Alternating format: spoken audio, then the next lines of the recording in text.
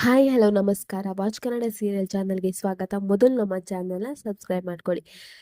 ಇವತ್ತಿನ ರಾಮಾಚಾರಿ ಸಂಚಿಕೆಯಲ್ಲಿ ಏನಾಗುತ್ತೆ ಅಂತ ನೋಡೋಣ. ಸಂಚಿಕೆ ಪ್ರಾರಂಭದಲ್ಲಿ ವೈಶಾಖ ದೊಡ್ಡ ಖತರ್ನಾಕ್ ಪ್ಲಾನೇ ಮಾಡಿರ್ತಾಳೆ. ರಾಮಾಚಾರಿನ ಹೇಗಾದ್ರೂ ಸಾಯಿಸ್ಬೇಕಂತ ಹೇಳ್ಕೊಂಡು ಸುಪಾರಿ ಕೊಟ್ಟಿರ್ತಾಳೆ ಕಿಲ್ಲರ್ಸಿಗೆ. ಅವರು ರಾಮಾಚಾರಿನ ಸಾಯಿಸ್ಲಿಕ್ಕೆ ಪ್ರಯತ್ನ ಪಡ್ತಾರೆ. ಆದರೆ ಆ ವಿಷಯ ರಾಮಾಚಾರಿಗೆ ಗೊತ್ತಿರಲ್ಲ.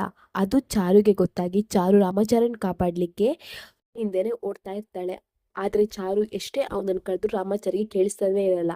ರಾಮಾಚಾರಿಗೆ ಕಾಲ್ ಮಾಡಿದ್ರು ರಾಮಾಚಾರಿ ಫೋನ್ ರಿಸೀವ್ ಮಾಡ್ತಾನೆ ಇರಲ್ಲ.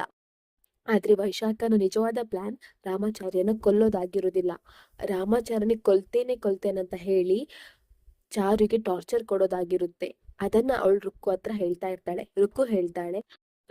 ಇರ್ತಾಳೆ, ಅಲ್ಲ ಅಕ್ಕ, ನೀನ್ ರಾಮಾಚಾರ್ಯನ ಕೊಲ್ತೇನಂತ ಹೇಳಿದ್ದಿ, ಆದ್ರೆ ಇವಾಗ ರಾಮಾಚಾರ್ಯನ ಕೊಲ್ಲಲ್ಲ ಅಂತ ಹೇಳ್ತಿದ್ದಿ, ಯಾಕೆ ಈ ರೀತಿ ಮಾತಾಡ್ತಿದ್ಯಾ ಅಂತ ಕೇಳ್ತಾಳೆ. ಆಗ ವೈಶಾಖ ಹೇಳ್ತಾಳೆ, ಅಯ್ಯೋ ರುಕ್ಕು, ನಿಂಗ್ ಅರ್ಥ ಆಗಲ್ವಾ? ಅವನು ಒಂದೇ ಸಲ ಸತ್ತೋದ್ರೆ ಏನ್ ಮಜಾ ಇರುತ್ತೆ? ಅದಕ್ಕೆ ಅವನನ್ನ ನರಳಿಸಿ ಸಾಯ್ಬೇಕು.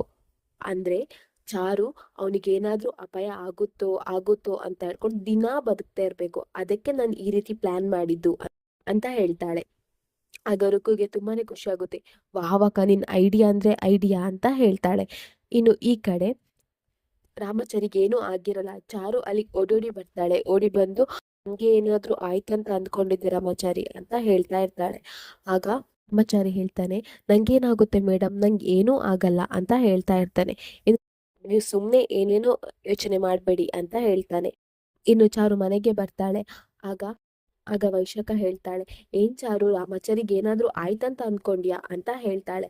ಆಗ ಚಾರು ಹೇಳ್ತಾಳೆ, ಈ ವೈಶಾಖ, ನಿನ್ ಕೈಯಿಂದ ಏನು ಮಾಡೋಕ್ ಸಾಧ್ಯ ಇಲ್ಲ ಕಣೆ ಅಂತ ಹೇಳ್ತಾಳೆ. ಆಗ ವೈಶಾಖ ಹೇಳ್ತಾಳೆ, ನೋಡೋಣ ಚಾರು, ಈ ಮನೆಯನ್ನ ಸರ್ವನಾಶ ನಾನು ಮಾಡೇ ಮಾಡ್ತೇನೆ, ಈ ಮನೆನ ಚಿತ್ರ ಮಾಡೇ ಮಾಡ್ತೇನೆ ಅಂತ ಹೇಳಿ ಅಲ್ಲಿಂದ ಹೋಗ್ತಾಳೆ. ಇನ್ ಚಾರು ಹೇಳ್ತಾಳೆ, ವೈಶಾಖನಿಗೆ ಎಷ್ಟು ಹೇಳಿದ್ರು ಬುದ್ಧಿ ಬರಲ್ಲ, ನಾನೇ ಏನಾದ್ರೂ ಇದಕ್ಕೆ ತಕ್ಕ ಪಾಠ ಕಲಿಸ್ಲೇಬೇಕಾ ಅಂತ ಹೇಳ್ಕೊಂಡು ಹೇಳ್ತಾ ಇರ್ತಾಳೆ. ಇಲ್ಲಿಗೆ ಈ ಸಂಚಿಕೆ ಸಣ್ಣ ಕ್ಲಿಪ್ಪಿಂಗ್ಸ್ ಮುಗಿಯುತ್ತೆ. ನಮ್ಮ ವಾಚ್ ಕನ್ನಡ ಸೀರಿಯಲ್ ಚಾನಲ್ನ ಸಬ್ಸ್ಕ್ರೈಬ್ ಮಾಡ್ಕೊಳ್ಳಿ.